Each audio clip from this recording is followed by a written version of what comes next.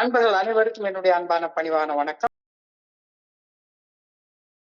அருளாலையும் தோழமையில இணைந்து செயல்படுவதால் நான் பெற்றுக்கொள்ளக்கூடிய அனுபவம் தெம்பு நம்பிக்கையாலையும் இன்னைக்கு ஒரே ஒரு நாள் நான் குடிக்கல, தெளிவா மன நிறைவா அமைதியா வாழ என்னாலான எல்லா முயற்சிகளையும் செய்து கொண்டிருக்கின்றேன். நண்பர் மூர்த்தி குறிப்பிட்டது போல கோயம்புத்தூர் ஒருங்கிணைப்பு மணி நடக்கிற இந்த ஆன்லைன் மீட்டிங்ல 24 hours a day 24 மணித்துளிகள் ஒரு நாள் அப்படின்ற புத்தகத்துல இருந்து ஒவ்வொரு நாளும் ஒவ்வொரு பக்கமாக எடுத்து வாசித்து விளக்கம் பார்த்து கலந்தாய்வு செய்து இந்த கூட்டத்தை நடத்தி கொண்டிருக்கிறோம். அதன் தொடர்ச்சியாக இன்னைக்கு நாம அடைந்திருக்கிற பக்கம் செப்டம்பர்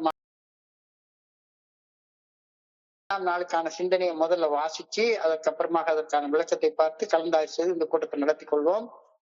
இந்த செப்டம்பர் 2 சிந்தனையை வாசிப்பதற்கு நண்பர் மூர்த்தி அவர்களை அன்போட பணிவோட அழைக்கிறேன்.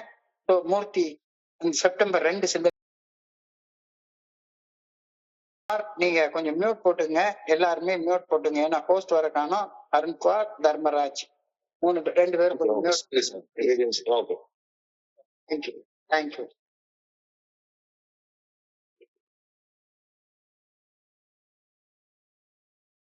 நன்றி சார். நன்றி. Okay sir. Okay 24 hours a day ஆங்கில புத்தகத்தின் தமிழாக்கம் 24 மணித்துளிகள் ஒரு நாள், செப்டம்பர் மாதம் 2ஆம் தேதி. ஏஏ தோழமையில் வந்து இணைய வரும் புதிய நண்பர்களுக்கு ஏஏ தோழமை பரிந்துரைக்கும் 12 படிகள் அடங்கிய மீட்படையும் செயல் திட்டத்தினை நாம் கோடிட்டு காட்ட வேண்டும். நம்மை நாமே எவ்வாறு தரப்படுத்தினோம் என்பதை அவர்களுக்கு அந்த காலம் குறித்த அணுகுமுறைகளை எவ்வாறு மேம்படுத்தினோம் என்பதை தெளிவுபடுத்த வேண்டும். புதியவர்களுக்கு பணி செய்ய ஏன் முயற்சிக்கிறோம் என்பதை விளக்கமாக கூற வேண்டும். ஏஏ தோழமையின் நற்செய்தியை புதியவர்களுக்கு கூறும் நற்செய்தியை எடுத்து செல்பவரின் மீட்படைதலுக்கு எவ்வாறு உதவுகிறது என்பதை புதியவர்கள் உணரச் செய்வது மிகவும் முக்கியம். அவர்கள் தங்களது நிலைமையை எந்த அளவு நம்பிக்கை இழந்தவர்களாக உணர்கிறார்களோ அந்த பகிர்வுகளை அவர்கள் காது கொடுத்து கேட்பார்கள். ஏஏ தோழமை பற்றி விளக்கி கூறி முடிந்தால் பெரிய புத்தகம் ஒன்றையும் பரிசாக கொடுங்கள். இன்னொரு குடிநோயாளிக்கு ஏஏ தோழமை குறித்து விளக்கமாகவும் திறன்படவும். இன்றைக்கான தியானம்: நான் விலகி நின்று என் வாழ்வில் இறையருட் பேராற்றல் செயலாற்ற அனுமதிக்க வேண்டும். எனது சொந்த முயற்சிகள் இறையருட் பேராற்றல் என் வாழ்வில் செயலாற்றுவதை தடுப்பதாக அமையக்கூடாது. என் மூலம் செயல்பட வேண்டும். பணிவுடன் நான் செய்யும் பணிகளை இறையருட் பேராற்றல் விரும்புகிறது. நான் தேடும் புதிய வாழ்விற்கான தத்துவங்களில் நான் நம்பிக்கையுடன் இருப்பதை இறையருட் பேராற்றல் விரும்புகிறது. நான் மேல் உறுதியான நம்பிக்கையுடன் இருந்தால் என் தவறுகளுக்கு எதிரான பாதுகாப்பு எனக்கு அளிக்கப்படும். இறையருட் பேராற்றல் எனக்கு ஒரு நல்ல ஒழுங்கான வழிகாட்டுதலை காட்டுகிறது. அந்த வழியில் நடக்கையில் என்னை பேராற்றல் ஆக்கும். நான் உண்மையான வெற்றியை அடைவேன். வெற்றி பெற்று மன நிறைவுடன் வாழ நான் இறையருட் பேராற்றலின் நல்ல ஒழுங்கான வழிகாட்டுதலுக்கு பணிந்து செயல்பட என்னை நானே அனுமதித்துக் கொள்ள வேண்டும். வாழ்வில் செயல்படுவதை நான் தடுக்கலாகாது என்பதற்காக பணிவுடன் வேண்டுகின்றேன். இறையருட் பேராற்றல் என் வாழ்வில் முழுமையாக செயல்பட நான் அனுமதிக்க வேண்டும் எனவும் வேண்டுகின்றேன். சார், நன்றி சார். நன்றி. நண்பர்கள் அனைவருக்கும் என்னுடைய அன்பான பணிவான வணக்கம். என் பெயர் ஜான். நான் ஒரு குடிநோயாளி. எல்லாம் வல்ல இணைந்து நான் பெற்றுக்கொள்ளக்கூடிய அனுபவம் தெம்பு நம்பிக்கை ஆகியவற்றாலும் இன்னைக்கு ஒரு அமைதியா வாட என்னாலான எல்லா முயற்சிகளையும் செய்து கொண்டு இருக்கின்றேன்.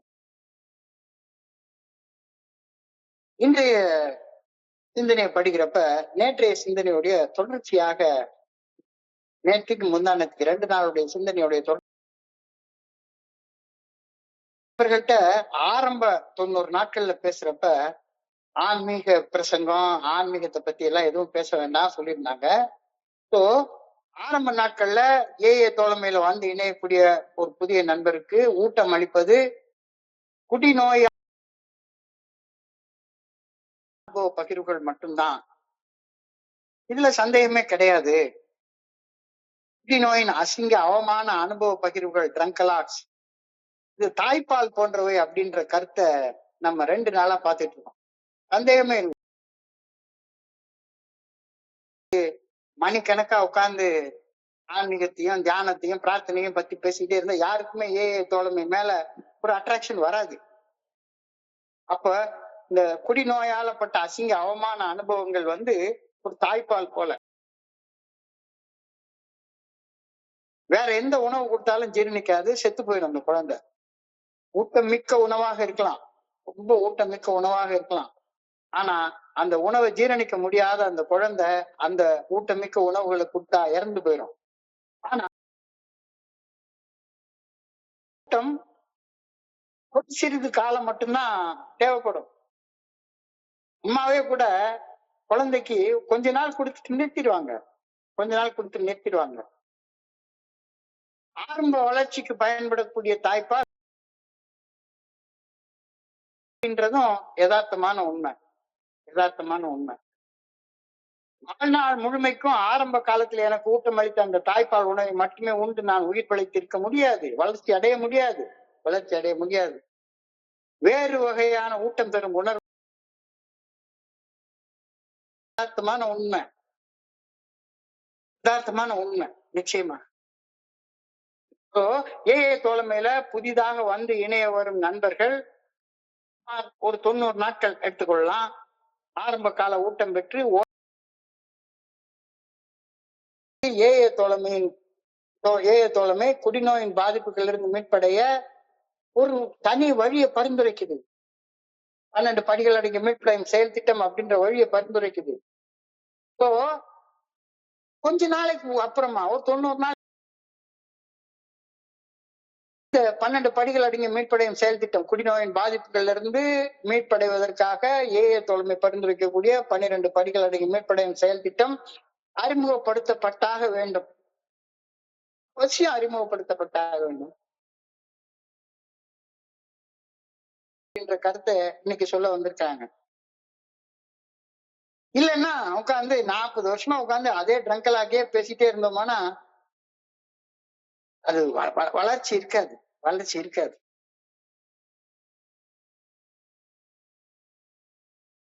நிலை உண்டாயிரும்.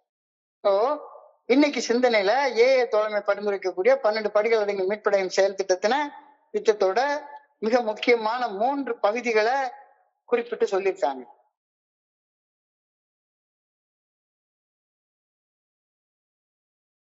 தெரிஞ்சுக்கிட்டேன், எனக்கு தாய்ப்பாலுடைய ஊட்டச்சத்து கிடைச்சிருச்சு, ட்ரங்கலாக தேவையான அளவு கேட்டுட்டேன், ஒரு 90 நாள் குடிக்காம இருந்து பழகிட்டேன், குடிச்சு பழகினேன்னா இப்ப குடிக்காம இருந்து பழகிட்டேன். இப்ப எனக்கு வேற உணவுகள் தேவைப்படுது, வேற உணவுகள் தேவைப்படுது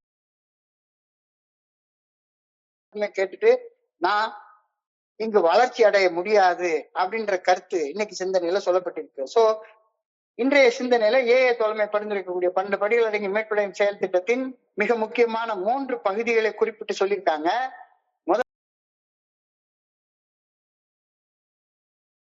நான் என்ன நிலைமையில இருக்கேன், நான் என்ன நிலைமையில இருக்கேன், எந்த ஸ்டேஜ்ல இருக்கேன் அப்படின்றத நான் தெரிஞ்சுக்கணும். நான் எந்த இடத்துல இருக்கிறேனோ அந்த இடத்துல இருந்துதான் என்னுடைய பயணத்தை ஆரம்பிக்க முடியும். 1000 மைல் பயணம் அந்த முதலடிய ஒரு மனுஷன் தான் இருக்கிற இடத்துல இருந்து ஆரம்பிக்க முடியுமே தவிர தான் கற்பனை செய்து கொண்டிருக்கிற இடத்துல இருந்து ஆரம்பிக்க முடியாது. A journey of 1000 miles can only begin with a single step and that man can take that from where he imagines himself to be. நான் எந்த இடத்துல உண்மையாக இருக்கிறேனோ அந்த இடத்துல இருந்துதான் நான் என்னுடைய பயணத்துடைய முதல் அடி எடுத்து ஆரம்பிக்க முடியும். ஸோ என்னை பற்றிய சுய மதிப்பீடு செய்து கொள்வது ரொம்ப முக்கியமானது.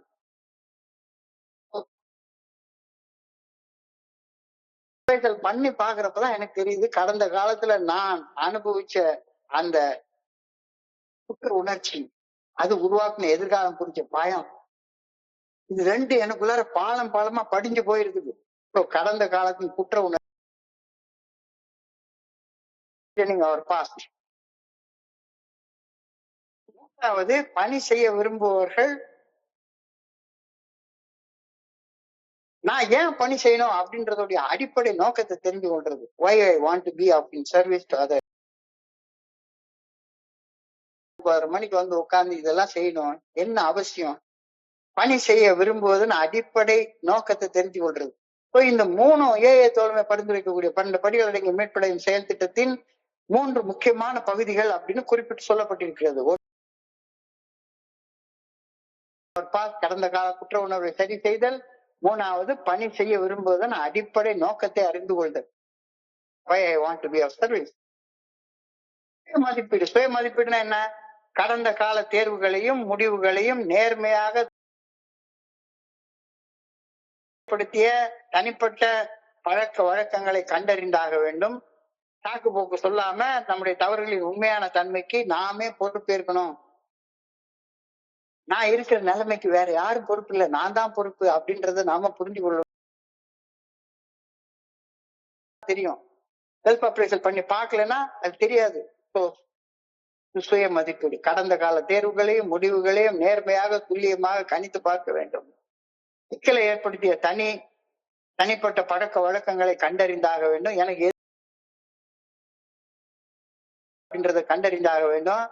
இந்த பழக்கம்லாம் சரிதான், உலகத்துல இல்லாட்ட சர்வே பண்ண முடியாதுன்னு சும்மா சாக்கு போக்கு சொல்லி அந்த தவறுகள் திரும்ப தொடர்ந்து செஞ்சுட்டே இருக்கிறத விடணும். தவறுகளின் உண்மையான தன்மைய நம்ம ஒப்புக்கொண்டு நம்முடைய நிலைமைக்கு நாமளே பொறுப்பேற்றாக வேண்டும். கடந்த கால குற்ற உணர்வுகளை சரி செய்தல். கடந்த காலத்துல அனுபவித்த துன்பம், துயரம், வலி, வேதனை, அசிங்கம், அவமானம் ஆகியவற்றை நான் நன்றாக வாழ முடியும் அப்படின்ற நம்பிக்கையே இல்லாம செதைச்சு போட்டு வச்சிருக்கு. வாழ முடியுமா? வாழ வேண்டிய காலத்தை எல்லாம் வீணாக்கிட்டேன், இனிமேல என்னால என்ன வாழ்றதுக்கு என்ன இருக்கு அப்படின்ற மாதிரி வரும் உணர்வுல எல்லா குடிநோயாளிகளுக்கும் இருக்கும். கடந்த காலத்தில் அனுபவித்து துன்பம், துயரம், வலி, வேதனை, அசிங்கம், அவமானம் ஆகியன சின்னாபின்னப்படுத்தி இருந்தன. இதை சரி செய்து நம்பிக்கையை மீண்டும் வந்தடைந்தாக வேண்டும். Came to believe. நம்பிக்கை, நல்லா வாழ முடியும் அப்படின்ற நம்பிக்கை ஒரு குடிநோயாளிக்கு வந்து அடையலைன்னா அவன் வெறுமனே ட்ரங்கலாக பேசிட்டு அப்படியே உட்கார்ந்துட்டே இருப்பான். பாதைக்கு திரும்ப உறுதியாக தீர்மானிக்க வேண்டும். இது 2வது பார்ட். இது நான் ஏன் பணி செய்ய விரும்புகிறேன். why I am endeavoring to help others. நான் ஏன் அடுத்தவங்களுக்கு அனுபவ பாடங்களின் பலன்களை தக்க வைத்துக் கொள்ள என் போன்று கஷ்டப்படும் மனிதர்களுக்கு என்னுடைய அனுபவம் தெம்பு நம்பிக்கையை நான் பகிர்ந்து கொண்டாக வேண்டும். இது ஒரு பால பாடம், எல்கேஜி லெசன் மாதிரி. எனக்கு கிடைச்ச விஷயங்களை தக்க வச்சு அப்படின்றது ஏஏ தோழமையில் நாம கத்துக்கொள்ளக்கூடிய பால பாடம். இந்த பால பாடத்தை கத்துக்கிட்டதுனால நாம பண்றோம். சோ இந்த 3 விஷயங்களும் அடிப்படை இன்னைக்கு சொல்லப்பட்டிருக்கிறது. ஓரளவு காலம் வந்தோம், குடிக்காம இருந்துட்டோம், ஓரளவு இப்ப நாம எந்த இடத்துல இருக்கோம் அப்படின்ற செல்ஃப் அப்ரைசல், சுய மதிப்பீடு செஞ்சு பார்க்கணும். சுய மதிப்பீடு செஞ்சு பார்த்தா கடந்த கால குற்ற உணர்ச்சி, பயம் நிறைஞ்சு போய் இருக்கு. இது எல்லாத்தையும் சரி பண்ணணும். சரி பண்ணதுக்கு அப்புறமா பணி செய்வது அவசியம் தேவைப்படுகிறது. எனக்கு ஒரு நல்லது கிடைச்சதுன்னா அந்த நல்லதை தொடர்ந்து தக்க வச்சு கொள்ளணும்னா அந்த நல்லதை என்ன போல இன்னொரு மனுஷங்கிட்ட நான் பகிர்ந்து கொள்ளணும். இந்த 3 விஷயங்களும்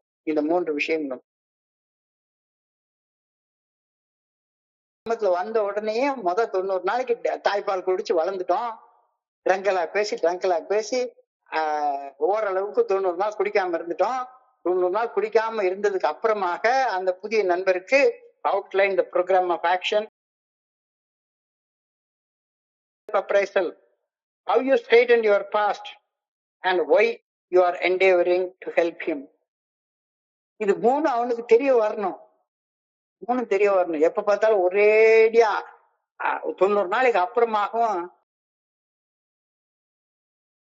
அலைஞ்சிருந்து இது வேலைக்கு ஆகாது அப்படின்ற கருத்தை சொல்றாங்க. சோ ஒரு நாள் ஆனதுக்கு அப்புறமாக ட்ரங்க் பேசி ஓரளவு காலம் பிடிக்காம இருந்ததுக்கு அப்புறமாக outline the program of action to the new prospect explaining how you made self appraisal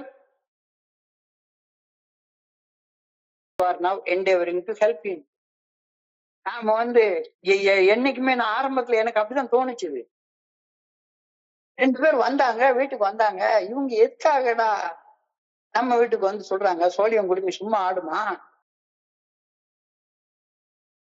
இருக்கு, அதுக்காண்டிதான் நம்மள்ட்ட நமக்கு உதவி செய்ய வர்றாங்க அப்படின்ற நினைப்பு அவங்களுக்கு எனக்கு இருந்துச்சு. அதே மாதிரி எல்லா மனிதர்களுக்கும் இருக்கும். எதுக்கு இவன் வாலண்டரியா வந்து நம்ம வீட்டுக்கு வந்துகிட்டே உட்கார்ந்து இருக்கான், எப்ப பார்த்தாலும் நமக்கு உதவி செய்யறான் சொல்ல.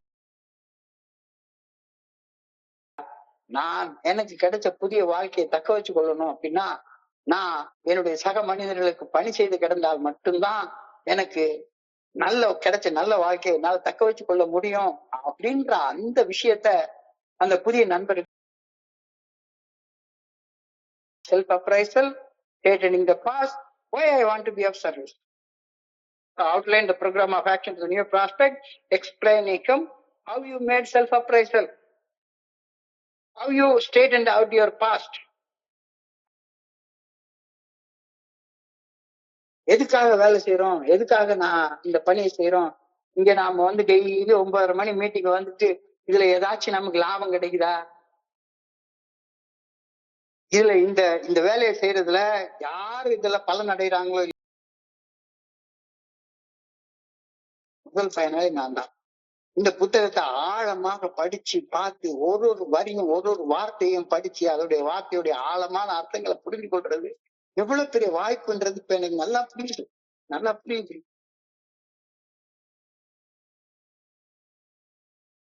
ஆரம்ப கால தாய்ப்பாலின் ஊட்டம் பெரும் தேவை நிறைவுற்ற உடனேயே அவர்களுக்கு ஏஏ தோழமை பரிந்துரைக்கக்கூடிய 12 படிகள் அடங்கிய மீட்புடைய செயல் திட்டத்தை கோடிட்டு காட்ட வேண்டும். அவுட்லைன் த 12 ஸ்டெப். எஸ், ஓரளவு காலம் குடிக்காம இருந்துட்டான். தாய்ப்பால் குடிச்சு குழந்தை வளர்ந்துருச்சுது, படுத்துருச்சுது, எழுந்து உட்கார்ந்துருச்சுது, நின்றுச்சுது. இன்னும் தாய்ப்பாலை குடிச்சிட்டே இருந்தா எப்படி?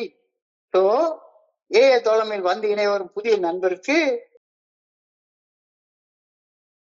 தேவை நிறைவுற்ற உடனேயே அவர்களுக்கு ஏஏ தோழமை பரிந்துரைக்கக்கூடிய 12 படிகள் அடங்கிய மீட்புடைய செயல் திட்டத்தை கோடிட்டு காட்ட வேண்டும். நம்மை நாமே எவ்வாறு தரப்படுத்தினோம் என்பதை அவர்களுக்கு விளக்கி கூற வேண்டும். ட்ரங்கலாகவே பேசிட்டே அலைஞ்சிட்டு இருந்தோம்னா என்னுடைய வாழ்க்கையில எந்த வகையான மாற்றமும் இல்ல, நான் அதே மாதிரியே வாழ்ந்துட்டே இருக்கேன், குடிக்க மட்டும் செய்யல அப்படி இருந்தா எந்த நண்பருக்கு அதனால நாசமா போன வாழ்க்கையாக குப்பமேட்டுல வாழ்ந்த வாழ்க்கையாக வாழ்ந்துட்டு இருந்தது. அந்த வாழ்க்கையை எப்படி தரமான வாழ்க்கையாக நான் மாற்றி கொண்டேன் அப்படின்றத அவங்களுக்கு எடுத்து பகிர்ந்து கொள்ளணும், விளக்கி சொல்லணும் அப்படின்ற கருத்து இன்னைக்கு சிந்தனையில சொல்லப்பட்டிருக்கிறது. அவர்களுக்கு விளக்கி கொள்ள வேண்டும். நமது கடந்த கால குறித்த அணுகுமுறையை எவ்வாறு மேம்படுத்தினோம் என்பதை தெளிவுபடுத்த வேண்டும். புதியவர்களுக்கு பணி செய்ய ஏன் முயற்சிக்கின்றோம் என்பதை விளக்கமாக கூற வேண்டும். இந்த மூன்று விஷயத்தையும் self appraisal, past and why we want to do service. இது மூணுமே சரியா இல்லைன்னா ஏஏ தோழமையில வளர்ச்சி நமக்கு இருக்கிறது ரொம்ப கஷ்டம் அப்படின்ற கருத்தை இன்னைக்கு சொல்லிட்டாங்க. நான் என்னுடைய இருந்து மீள்வதற்காக நான் செய்யும் ஒரு முக்கியமான செயல், நான் செய்யக்கூடிய முக்கியமான செயல், அதுக்காக தான் நான் பணி செய்யறதுக்கு வர்றேன் அப்படின்றத புரிஞ்சுக்காம பணி செய்யறதுக்காக உன்னையோட நான் பெரிய ஆள் அப்படின்றத காட்டிக்கிறதுக்காக நான் பணி செய்ய வரல. பணி செய்து கிடப்பது என்னுடைய குடிநோயின் பாதிப்புகளில் இருந்து மீள்வதற்காக நான் செய்யும் ஒரு முக்கியமான செயல், இம்பார்ட்டன்ட் ஜாப். இது இல்லைன்னா என்னால குடிநோயின் பாதிப்புல இருந்து மீள முடியாது. குடிநோயின் பாதிப்புகள் இருந்து மீள்வதற்காக மட்டும்தான் விலக்கி நம்ம சொல்லணும் அப்படின்ற கருத்தை இன்னைக்கு சொல்லியிருக்காங்க. நான் குடிநோயின் பாதிப்புகள் இருந்து மீட்படைந்து அந்த மீட்படைதலில் நிலைத்திருக்கவே பணி செய்ய வருகின்றேன் என்பதை புதிய நண்பர்கள் அறிந்து கொள்ள வேண்டியது மிக மிக அவசியம். விட பெரிய ஆளுன்னு காட்டிக்கிறதுக்காக ராத்திரி வந்து உட்கார்ந்து இந்த மாதிரி உட்கார்ந்து கச்சேரி வாசிச்சுட்டு உட்கார்ந்துருக்கானா? சத்தியமா இல்ல, சத்தியமா இல்ல. நான் குடிநோயின் பாதிப்புகளிலிருந்து மீட்படைந்து அந்த மீட்படைதலில் நிலைத்து வாழ்வதற்கு இத புதிய நண்பர்கள் அறிந்து கொள்வது மிக மிக அவசியம். அப்ப இதை அறிந்து கொண்டாதான் அவங்களும் உங்களுக்கு கிடைச்ச மீட்படைதல் நீங்க நிலைச்சிருக்கணும் அப்படின்னா மறுபடியும் நீங்க அந்த சர்வீஸ் ஸ்ட்ரக்சருக்குள்ளார வரணும். பணி செய்வதனால மட்டும்தான் நம்ம குடிநோய் முடியும் அப்படின்ற கருத்து இன்னைக்கு தெளிவாக சொல்லப்பட்டிருக்கிறது. நான் அவர்களுக்கு உதவ முயற்சிக்கையில் எனக்கு நானே உதவி கொள்கின்றேன். When I help them, I help. என்னுடைய சக மனிதர்களுக்கு பணி செய்யும் போது எனக்கு நானே பணி செய்து கொள்கின்றேன் அப்படின்ற கருத்து புரிஞ்சு கொள்ள ஒரு பேரடாக்ஸ் மாதிரி இருக்குது. நான் அவர்களுக்கு உதவ முயற்சிக்கையில் எனக்கு நானே உதவ முயற்சிக்கின்றேன், அதற்காகவே பணி வாழ்வை தேர்வு செய்கின்றேன் என்பதை தெளிவுபடுத்துவது மிக மிக. It is very important for a newcomer to realize that my attempt to pass this on to them plays a very vital part in my own recovery. ரொம்ப ரொம்ப முக்கியம். என்னுடைய சக மனிதனுக்கு பணி செய்வது எனக்கு கிடைச்ச மீட்படைதல தக்க வச்சுக்கிறதுல மிக முக்கியமான பங்கு வகிக்குது. அதனாலதான் நான் இந்த பணி செய்ய வர்றேன் அப்படின்றத புதிய நண்பர்கள் தெரிஞ்சு கொள்ளணும். சும்மா வேடிக்கை என்னுடைய புலமைய பாண்டித்யத்தை நான் நிறைய படிச்சவன் அப்படின்னு காட்டுறதுக்காக எல்லாம் இதை வரல. It is important for the newcomer to realize that my attempt to pass on the message to him, என்னுடைய குணமடைதல்ல அது ரொம்ப முக்கியமான பங்கு வகிக்கிறது அப்படின்றத அந்த புதிய நண்பருக்கு நான் உணர்த்தி ஆகணும். ஒரு குடிநோயாளி தோழமையில வந்து இணையும் போது மிக மிக மோசமான நம்பிக்கையற்ற நிலையில தான் இருப்பான். எல்லாரும் நம்பிக்கையோட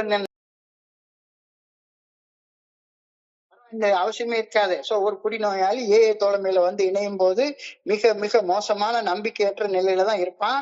இந்த நம்பிக்கையற்ற நிலை நம்பிக்கையற்ற உணர்வு அதன் மேல வெயிட்டா இருக்கும். எல்லாருக்கும் அது ஒரு என்னது ராத்திரி உட்கார்ந்தா எப்ப பார்த்தாலும் இதே மாதிரியே பண்ணிட்டு இருக்குது. இப்படி இந்த நம்மளால வாழ முடியுமா? இந்த நம்பிக்கையற்ற உணர்வு பாரமானதுதான். ஆனால் நிலைமை சீரடையாது. ஏற்ற நிலையில பில்டபிள்யூட விடவா நம்பிக்கையற்ற நிலையில இருந்திருப்பாங்க எல்லாரும். அவருடைய ஸ்டோரியை பார்த்தோம்னா அவ்வளவு மோசமான நம்பிக்கை இல்லாத நிலையில வாழ்ந்தவரு கோடிக்கணக்கான மக்களுக்கு வாழ்வளிக்கக்கூடிய ஒரு பெரிய புத்தகத்தை எழுதுற அளவுக்கு அவர். ஒரு குடிநோயாளி தோழமையில வந்து இணையும் போது மிக மோசமான நம்பிக்கையற்ற நிலையில தான் இருப்பான். அந்த நம்பிக்கையற்ற உணர்வு பாரமானதுதான். ஆனால் நிலைமை சீரடையாது என்று அதற்கு அர்த்தம் அல்ல. கடினமான தருணங்கள் வரும்போது பாரமான அந்த நண்பர் தனியாக சுமக்க வேண்டிய அவசியம் இல்லை என்பதையும் நினைவுபடுத்த வேண்டும். நீ மட்டும் இல்லப்பா, இங்க வர்ற எல்லாருமே, இங்க வர்ற ஒவ்வொருத்தருமே தலை மேல ஒரு பெரிய பாரத்தோட தான் வந்து உட்கார்ந்து இருக்காங்க. நீ மட்டும் தனியானவெல்லாம் எல்லா தலையிலையும் வெயிட் இருக்கு. எனக்கு 70 வயசு ஆகுது அப்படின்னு சொன்னா இந்த 70 வயசுக்குள்ள தொல்லைகள் எனக்கு இன்னமும் இருந்துட்டு தான் இருக்கு. இந்த விஷயங்கள் எனக்கு இருக்கு. So more helpless they feel, the better. நம்பிக்கையற்ற நிலை மிக மோசமான அடிமட்ட நிலையில இருக்கும் போதுதான் அந்த புதிய நண்பர் தோழமை நற்செய்தியை உன்னிப்பாக கவனிப்பார். ஸோ முதல்ல எடுத்த உடனே ட்ரங்கலாக் என்ற தாய்ப்பாலை குடிச்சு ஊட்டம் பெற்று வளர்ந்ததுக்கு அப்புறமா என்ன காரணம் ஏன் நான் இப்படி மோசமான நிலைமையில இருந்தேன், எதுக்கு இப்படி நம்பிக்கையற்ற நிலையில நான் இருக்கிறேன் அப்படின்ற சிந்தனை அந்த நண்பருக்குள்ளார வரும். நம்பிக்கையற்ற நிலையில்தான் மிக மிக மோசமான அடிமட்ட நிலையில தான் அந்த நிலை உன்னிப்பாக கவனித்து காது கொடுத்து கேட்பாரு. ஏஏ தோழமையின் நற்செய்தியை ஆழமாக செவிமடுத்து கேட்கும் போது ஏஏ தோழமை பரிந்துரைக்கும் ஆலோசனைகளை நடைமுறையில் செயல்படுத்த வேண்டும் என்ற ஆர்வம் இதுக்கு இயற்கையாக 90 நாள் வந்துட்டாரு. 90 நாள் குடிக்கல, ட்ரங்க் எல்லாம் கேட்டு ஓரளவுக்கு எழுந்து நின்னுட்டாரு. எழுந்து நின்னதுக்கு அப்புறமாக ஓஹோ ஏஏ தோழமை நற்செய்தி அப்படின்னா வெளியே வர்றதுக்கு ஒரு வழி இருக்கு. அதுதான் இந்த 12 ஸ்டெப் ரெக்கவரி ப்ரோக்ராம். இந்த செயல் திட்டத்தை பத்தி செவிமடுத்து காது கொடுத்து கேட்கும் போது அவருக்கு அந்த செயல் திட்டத்தின்படி வாழணும் அப்படின்ற ஆர்வம் இயற்கையாக உள்ள வர ஆரம்பிக்கும். They will more likely to follow suggestions of the alcoholics. ஓரளவுக்கு வந்ததுக்கு அப்புறமாக அவங்களுக்கு மறுபடியும் இல்ல, வெறுமன திறங்கலாக் மட்டும் கேட்டுட்டே இருந்தா பத்தாது, வேற வேலைகள் செய்ய வேண்டிய அவசியம் ஏல இருக்கு அப்படின்றது புரிய வரும். பெரிய புத்தகத்தை படிக்க படிக்க படிக்க படிக்க வரும். சோ பாதிப்புகள் இருந்து மீட்படைய ஏஏ தோழமை பரிந்துரைக்கக்கூடிய 12 படிகள் அடங்கிய மீட்படையும் செயல் திட்டத்தை பற்றி அறியும் ஆர்வம் அந்த புதிய நண்பரின் மனசுல உருவானதுக்கு அப்புறமாக செயல் திட்டத்தை பத்தி நிதானமாக விரிவாக எடுத்து சொல்லு. இருக்காதுன்னு சொல்லவே இல்லை. ஓரளவு காலம் குடிநோயின் பாதிப்புகள், அந்த குடியோடைய பாதிப்புகள் இருந்து கொஞ்சம் கொஞ்சமா மீண்டு வர ஆரம்பிச்சதுக்கு அப்புறமாக அந்த புதிய நண்பருக்கு நம்ம இப்படி இருக்கோம், இந்த மனுஷன் எப்படி இவ்வளவு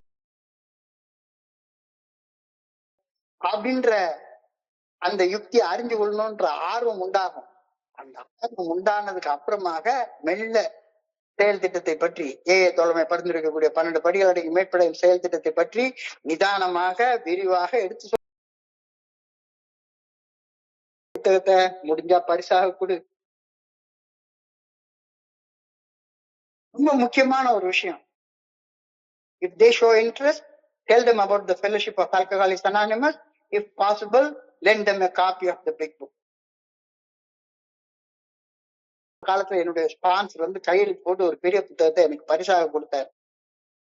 தோழமையில வந்து இணைஞ்சு கொஞ்ச நாள் ஆனதுக்கு அப்புறமாக எனக்கு என்னுடைய ஸ்பான்சர் வந்து ஒரு பெரிய புத்தகத்தை அவர் கையெழுத்து போட்டு ஒரு 1 day at a time அப்படின்னு எழுதி கையெழுத்து. அன்னைக்கு ராத்திரி கிட்டத்தட்ட ஒரு 9 மணிக்கு படிக்க ஆரம்பிச்சு ராத்திரி ஆள முழுக்க அந்த புத்தகத்துடைய மொத்த பக்கத்தையும் படிச்சு முடிச்சுட்டு தான் கீழே வச்சேன். எனக்கு என்னுடைய வாழ்க்கையில கிடைச்ச மிக மிக மிக மிக இந்த பெரிய புத்தகம் தான். அது என்னுடைய வாழ்க்கையவே தலைக்கீழா புரட்டி போட்டுச்சு.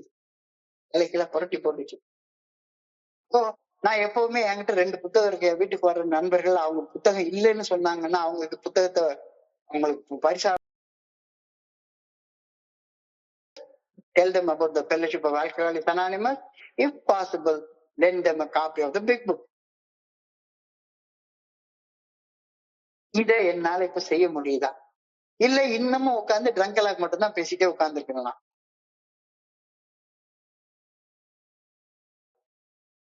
இன்னொரு குடிநோயாளியிடம் ஏஏ தோழமை குறித்து ஏஏ தோழமை பரிந்துரைக்கக்கூடிய 12 படிகள் அடங்கிய மீட்படையும் செயல் திட்டம் குறித்து விளக்கமாகவும் திறம்படவும் பகிர்ந்து கொள்ள என்னால முடிகின்றதா?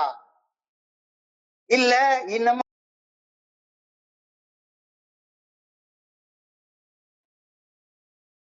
அதாவது வந்து சேர்ந்த ஆரம்ப கால மனிதர்கள்ட்ட நீ ட்ரங்கலாக் பேசு, தாய்ப்பாலை தவிர வேற எதுவும் கொடுக்காத சொல்லிட்டாங்க. ஆனா அதே நண்பர் 90 நாள் ஆயிடுச்சு, 1 வருஷம் மெடல் வாங்கிட்டாரு, மறுபடியும் உட்கார்ந்து அதெல்லாம்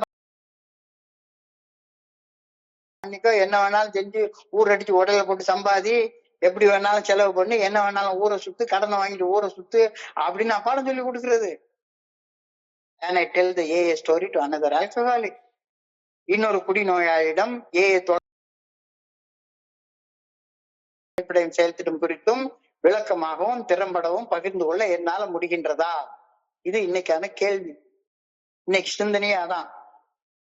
இல்ல என்னால இன்னமும் முடியல, இன்னமும் அதே பழைய ட்ரங்கலாக அப்படின்னு சொன்னா 7 கழுத வயசாச்சுது, இன்னமும் உட்கார்ந்து தாய்ப்பாலே குடிச்சிட்டே உட்கார்ந்து இருக்கிற, முடியலன்னா இன்னைக்கு தியானத்துக்கு கடந்து போ அப்படின்னு சிந்தனை சொல்லுது. இறையருட் பேராக்கி என் மூலமாக செயல்படுவதை நான் நிறுத்த வேண்டும். இது இன்னைக்கு தியானத்துடைய முதல் வரி. I should try to stand aside and let God work through me. அப்ப என்கிட்ட இல்லாத ஒண்ண நான் யார்கிட்டையும் கொடுக்க முடியாது. I cannot transmit what I don't possess. என்கிட்ட இல்லாத ஒண்ணு யாருக்கா நான் கொடுக்க முடியுமா? முடியவே முடியாது. அப்ப நான் என் மூலமாக இறையருட் பேராற்றல் செயலாற்ற நான் அனுமதிச்சிருந்தா மட்டும்தான் அந்த அனுபவம் முடியும். இறையருட் பேராற்றல் என் மூலமாக செயல்பட வேண்டுமெனில் நான் என்னுடைய மனம் போன போக்குல தாந்தோன்றித்தனமாக செயல்படுவதை நிறுத்தியாக வேண்டும். I should try to stand aside and let God work through me. என்னுடைய ஆணவத்தை மீது முழுமையாக நம்பிக்கை வைத்து பணிவுடன் செயல்படும் போது வாழ்க்கை மிக அமைதியாக மாறுகின்றது. அமைதியா மாறுறதுக்கு அப்புறம் தானே நான் ஒரு பெரிய புத்தகத்தை பரிசாக கொடுக்க முடியும். நானே பெரிய புத்தகத்தை படிக்கல அப்படின்னு என்னுடைய ஆணவத்தை விட்டு இறையருட் பேராற்றலின் நல்ல ஒழுங்கான வழிகாட்டுதலின் மீது முழுமையான நம்பிக்கை வைத்து பணிவுடன் செயல்படும் போது என்னுடைய வாழ்க்கை அமைதியாக ஆழமான அமைதியாக மாறுகின்றது. நான் என்னுடைய அகங்காரத்தை ஆணவத்தை தற்பெருமை நான் செய்கின்றேன் அப்படின்ற எண்ணம் என்கிட்ட இருந்து போயிடுது. இது எல்லாம் நம்ம செய்யறோம். இதெல்லாம் நம்ம செய்யறோம். நான் செய்யல. அகந்தையை விட்டு விடும் போது அதனுடைய பரிசு என்ன? மன அமைதி, தன்னலம், தன்முனைப்பு, உருவாகக்கூடிய கவலை, பயம் இதெல்லாம் போயிடும். மன அமைதி கிடைக்கும். நான் இறையருட் பேராற்றலின் கருவியாக தேர்ந்தெடுக்கப்பட்டு செயல்பட்டு கொண்டிருக்கின்றேன். Instrument. I am an instrument. Make me an instrument of thy peace அப்படின்னு சென்ட் பிரான்சிஸ் பிரேயர்ல சொல்றாரு. நான் சாதாரண ஒரு கருவி மட்டும்தான். என்னைய தேர்ந்தெடுத்து இந்த ராத்திரி நேரத்துல இந்த புத்தகத்தை படிச்சு ஒன்னால முடிஞ்ச கதம் போட்டுருவோம். என்னை இறையருட் பேராற்றலின் கருவியாக கருத வேண்டும். கடவுளுடைய வேலை செய்யறதுக்காக தேர்ந்தெடுக்கப்பட்ட ஒரு இன்ஸ்ட்ருமெண்ட், ஒரு கருவி. இறையருட் பேராற்றல் என் மூலம் செயல்பட வேண்டும் என்றால் நான் தன்னலத்தோட தன்மனைப்போட செயல்படுவதை விட்டாதானே இறைவனுடைய கருவியாக நான் செயல்பட முடியும். இல்லாட்டி போனா நான் இறைவனுடைய கருவியாக எப்படி செயல்பட முடியும்? சான்ஸே கிடையாது. சோ இறையருட் பேராற்றல் என் மூலமாக செயல்பட வேண்டும் என்றால் சித்தம்போக்கு சிவம்போக்குன்னு வாழ்ந்து ஆணவத்தோட தன்னலத்தோட தன்மனைப்போட செயல்படுவது விட்டாதான் நான் இறைவனுடைய கருவியாக செயல்பட முடியும். இறைவன் என் மூலமாக செயல்பட முடியும்.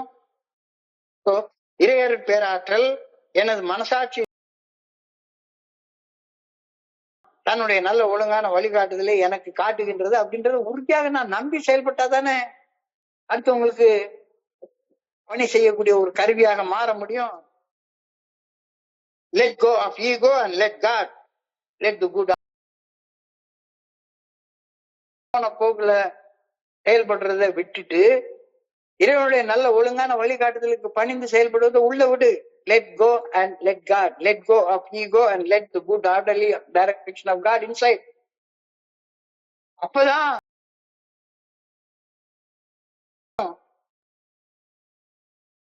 உனக்குன்னு புனிதமாக உருவாக்கி வச்சிருக்கிற அந்த 3 இடத்துல புனிதமான மௌனத்துல சொல்லற சும்மா அமர்ந்திருந்து ஆண்டவா என்னை இந்த மானிட பிறவியாக படைச்சதுக்கு நன்றி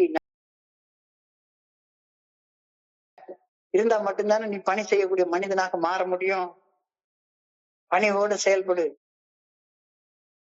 செயல்படுன்னா மனசாட்சிக்கு பணிஞ்சு செயல்படு. மனசாட்சி உறுத்துற செயலை செய்யாத. மனசாட்சி சரின்னு சொல்ற செயலை செய்யாம இருக்காத.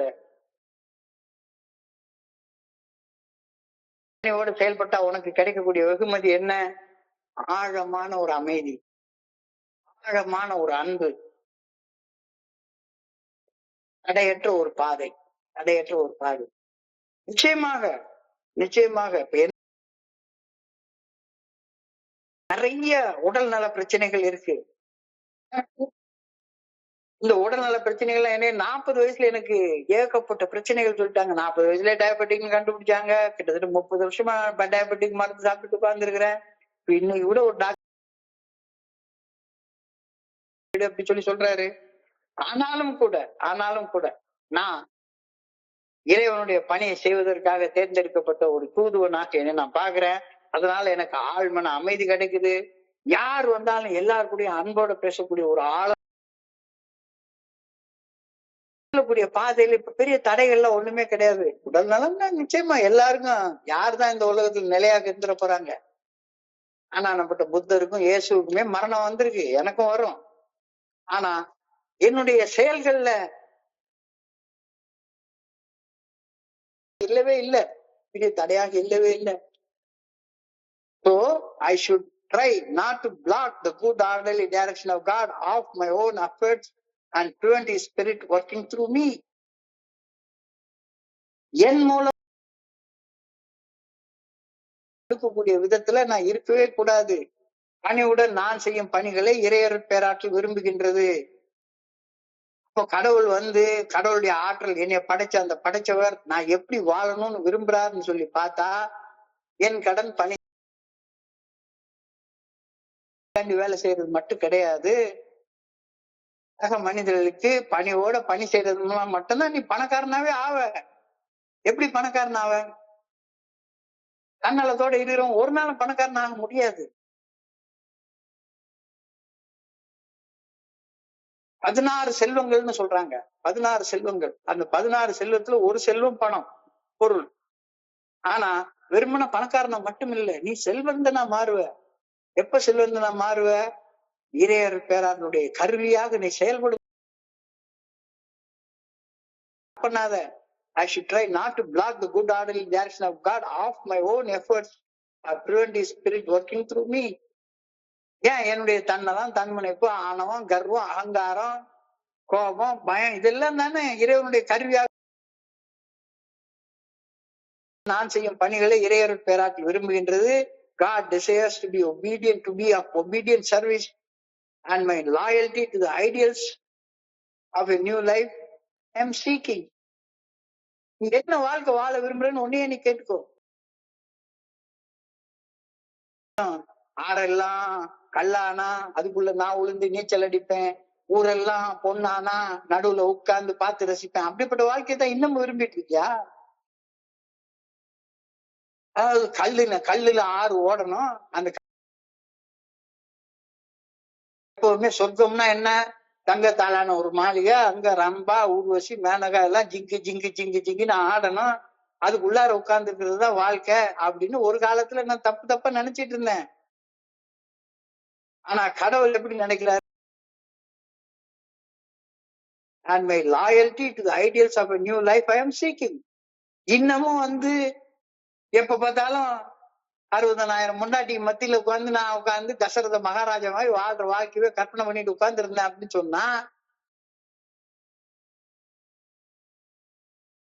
தானே வெறும் கற்பனை. இந்த கற்பனையில வாழ்க்கையில வாழ்றதா கடவுள் விரும்பவே இல்லை.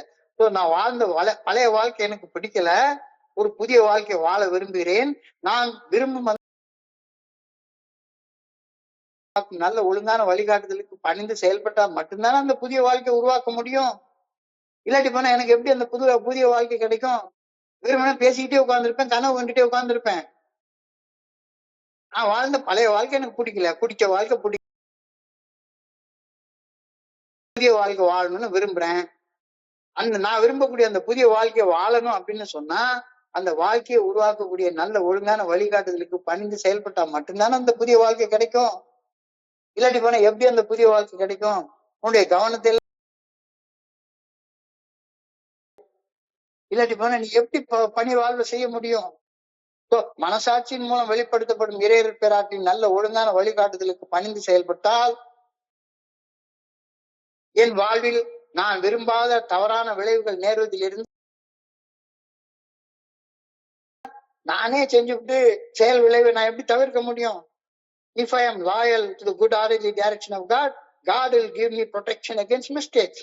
இல்லாட்டி போனா எனக்கு ப்ரொடெக்ஷனே கிடையாது. நானே என்னைய தண்டிச்சுட்டு கடவுள் என்னை பைத்தியக்கார மாதிரி பிதற்றிட்டே உட்கார்ந்துருப்பேன். இறையர் பேராற்றல் நான் செயல்படுவதற்கான நல்ல ஒழுங்கான வழிகாட்டுதலை என் மனசாட்சியின் மூலமாக எனக்கு காட்டுகின்றது. அந்த வழியில் செயல்பட்டு வாழும்போது நான் தன்னிறைவு உடையவனாகவும் உண்மையான வெற்றிகளை பெறுகின்றேன். இப்போதான் நான் அடுத்தவனுக்கு பணி செய்யக்கூடிய வாழ்க்கையை பெற முடியும். God's spirit will plan for me and secure from me of sufficiency of all spiritual help. I'll have a true victory in the background and let God work through me. என்னுடைய தன்னலத்தையும் தன்முனைப்பையும் பின்னாலத்துக்கு தூர போட்டுட்டு இறையர் பேராட்டுடைய நல்ல ஒழுங்கான வழிகாட்டுதலுக்கு பணிந்து செயல்பட்டா மட்டும்தான் வெற்றிகரமான வாழ்க்கை வாழ முடியும். அந்த வாழ்க்கை வாழ்ந்ததுக்கு அப்புறம் தான் பணி செய்யறதை பத்தியே நீ யோசிக்க முடியும் அப்படின்ற கருத்து இன்னைக்கு தியானத்துல ரொம்ப ஆழமாக நமக்கு சொல்லப்பட்டிருக்கிறது. வெற்றி பெற்று மன நிறைவுடன் வாழ நான் இறையர் பேராற்றின் நல்ல ஒழுங்கான வழிகாட்டுதலுக்கு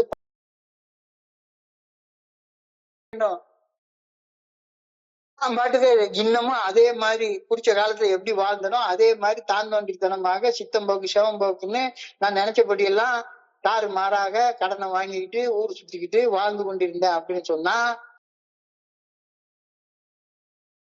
வாழ்க்கை வாழ முடியுமா? வெற்றிகரமான வாழ்க்கை வாழலைன்னா என்னால பணி செய்ய முடியுமா? கொஞ்சம் ஆழமாக கவனத்தை குறிச்சு யோசிச்சு பாருங்க. தியானத்துல சொல்லுது.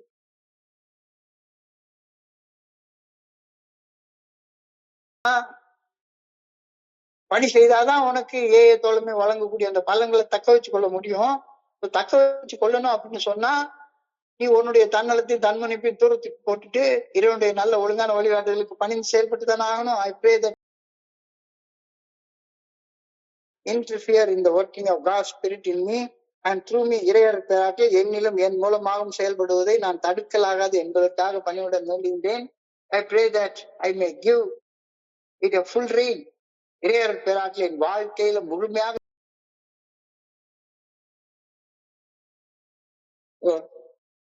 ரொம்ப ஒரு யதார்த்தமான அழகான சிந்தனை. சிந்தனைய மறுபடியும் ஒரு 5 நிமிஷத்துல சுருக்கமாக பார்ப்போம். ஆரம்ப நாட்கள்ல எனக்கு ஊட்டம் கொடுத்தது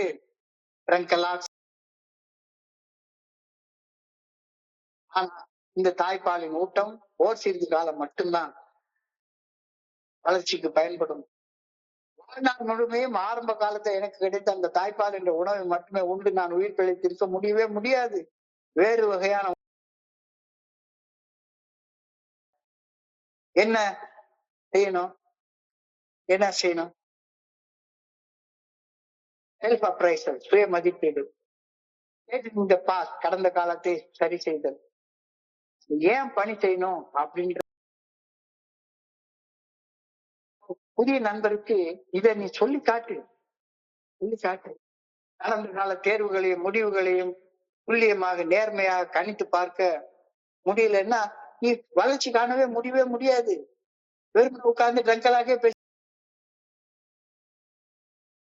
ஆரம்பம் அந்த இடம். உண்மைதான். பிறந்த குழந்தை போட்ட இடத்துல இருந்து ஒரு அங்குலம் கூட அசைய முடியாது அந்த குழந்தையால. வளர்ச்சியில அந்த குழந்தைக்கு ஆரம்பத்துல ஆனா ஒரு படுக்குது, எழுந்து உட்காருது, ஏதோ ஒண்ணு புடிச்சிட்டு எழும்பி நிக்குது, நடக்க ஆரம்பிக்குது, ஓட ஆரம்பிக்குது. இப்ப என்னைக்கு நிக்க ஆரம்பிச்சு நடக்க ஆரம்பிச்சதோ அன்னைக்கு எல்லாம் திட உணவு கொடுக்க ஆரம்பிச்சிருவாங்க. அந்த திட உணவு தான் செல்ஃப் அப்ரைசல் சர்வீஸ். இந்த மூணையும் தெரிஞ்சு கொள்ளணும். Outline the program of action to the new prospect, explaining how you made self appraisal, how you straightened out your past, and why you are endeavoring to help him. ரொம்ப முக்கியமான பொருத்தம். My attempt to pass on the message to them plays a vital part in my own recovery. இங்க நான் மறுபடியும் சொல்றேன், 9:30 மணிக்கு வேற வேலை இல்லாம நான் இங்க வந்து உட்கார்ந்து பண்ணிட்டு இருக்கல. இது என்னுடைய ரெக்கவரியில எனக்கு மிக மிக முக்கியமான பங்கு.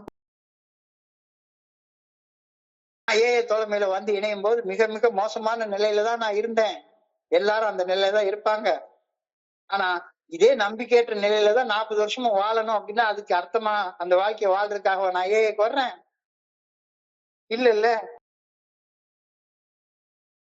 தோழமையின் ஆழமான நற்செய்தி செவிமடுத்து கேட்கும்போது ஏஏ தோழமை வெறுமன குடிக்காம இருக்க மட்டும் சொல்லல, ஆன்மீக விழிப்புணர்வை நோக்கி முன்னேற சொல்லுது அப்படின்ற ஒரு கருத்து புரியுது. ஏஏ தோழமை குடிநோய் செயல் திட்டத்தை அறியும் ஆர்வம் அந்த புதிய நண்பருக்கு வரும்போது அவன் கையில ஒரு பெரிய புத்தகத்தை பரிசாக கொடு. எனக்கு அந்த பரிசு தான் வாழ்க்கையிலேயே மிக முக்கியமான பரிசு. என்னுடைய sponsor one day at a time. Can I tell the AA story to another alcoholic? இன்னொரு குடிநோயாளிக்கு ஏஏ தோழமை குறித்து விளக்கமாக விரிவாக ஏஏ தோழமை பரிந்துரைக்கக்கூடிய 12 படிகள் அடங்கிய மீட்படை செயல் திட்டத்தை குறித்து என்னால பகிர்ந்து கொள்ள முடிகிறதா? இல்ல இன்னும் உட்கார்ந்து அதாவது முந்தா நாளும் நேத்தும் தாய்ப்பாலை பத்தி அவ்வளவு சொன்னவங்க இன்னைக்கு தாய்ப்பாலுடைய அந்த தேவையை குறைச்சு சொல்லல. ஆனா அதுக்கு அப்புறமாக தேவைப்படக்கூடிய உணவு, ஊட்டம் தரக்கூடிய உணவை பத்தி சொல்றாங்க. தியானத்துக்கு கடந்து போ. இறையர் பேராக்கி என் மூலமாக செயல்பட நான் என் மனம் போன போக்குல செயல்படுவது நிறுத்தணும். இல்லாட்டி போனா பணி செய்ய முடியவே முடியாது. இன்னமும் அந்த பழைய குடிகார வாழ்க்கை மாதிரியே வாழ்ந்துட்டு இருந்தேன்னா நான் செய்யறதுக்கு பேர் பணி. அங்க குரூப் ஆரம்பிச்சேன், இங்க குரூப் ஆரம்பிச்சேன், அங்க போய் போஸ்டர் ஓட்டுனேன், அங்க போய் இதை வச்சேன். இந்த சர்வீஸை பத்தி சொல்லல. என்னுடைய பழுதுகளை நீக்கி கொண்டாலோடைய என்னால சர்வீஸ் பண்ண முடியும். Try to stand aside and let God work through me. Service. என்னுடைய ஆணவத்தை விட்டு இறையர் பேராற்றின் நல்ல ஒழுங்கான வழிகாட்டுதலின் மீது முழுமையாக நம்பிக்கை வைத்து பணியுடன் செயல்படும் போது வாழ்க்கை அமைதியாக மாறுகின்றது. அப்ப ஏற்படுத்தக்கூடிய கவலைகளை விட்டுறணும். என்னை கடவுளுடைய கருவியாக நான் கருதணும். என்னை படைச்சதுக்கு ஒரு நோக்கம் இருக்குது. அந்த நோக்கம் என் மூலமாக நிறைவேறுகின்றது அப்படின்றத நான் புரிஞ்சு கொள்ளணும். இறையர் பேராற்றில் என் போக்குல தான் தோன்றித்தனமாக வாழ்றதை விட்டாக வேண்டும் இல்லையா? Let go, let God.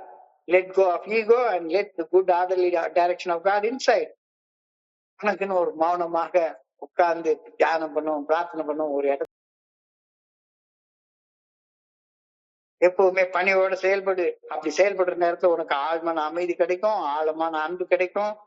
உன்னுடைய வாழ்க்கையில எந்த தடைகளும் இருக்காது. I should try not to block the good orderly direction of God off my own efforts or prevent. நான் எல்லா தடையும் உண்டாக்குறேன். என்ன உண்டாக்குறேன்? என்னுடைய தன்னலத்தாலையும் தன்மணிப்பாலையும் நான் நினைச்சதெல்லாம் நடக்கணும், எங்க போனாலும் நானே பேசிட்டே உட்கார்ந்துருக்கணும் அப்படின்ற நினைப்போம். இப்போ பணியுடன் நான் செய்யும் செயல்களை இறையர் பேராற்றில் விரும்புகின்றது. நான் வாழ்ந்த பழைய வாழ்க்கை.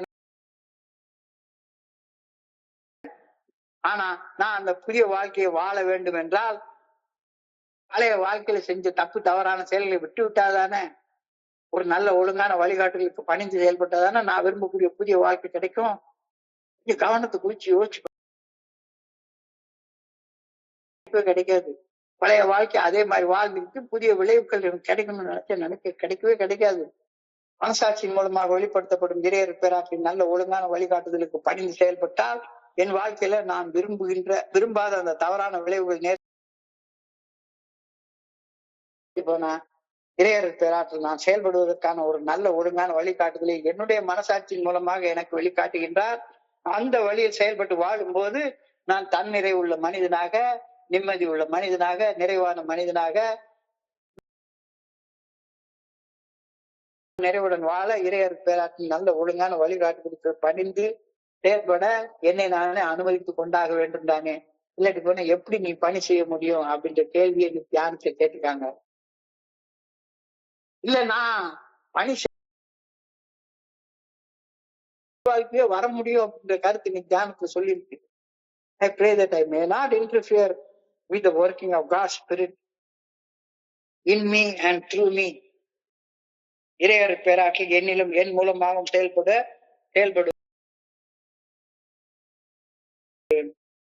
I pray that I may give it full reign. இறையர் பேராற்றல் என் வாழ்க்கையில முழுமையாக செயல்பட நான் அனுமதிக்க வேண்டும் என்று பணிவோடு வேண்டிக் கொள்கின்றேன். இந்த சிந்தனை பிரேயரோட இன்றைய சிந்தனை முடிவடைகின்றது.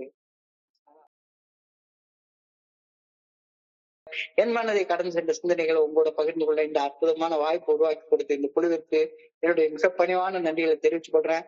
இதுவரைக்கும் பொறுமையாக கேட்ட ஒவ்வொரு நண்பருக்கும் என்னுடைய பணிவான நன்றிகள். இந்த இரவு பொழுது நண்பர்களுக்கு இனிமையான இரவாக அமையணும்னு நன்றி. வாழ்க வையகம், வாழ்க வளமுடன்.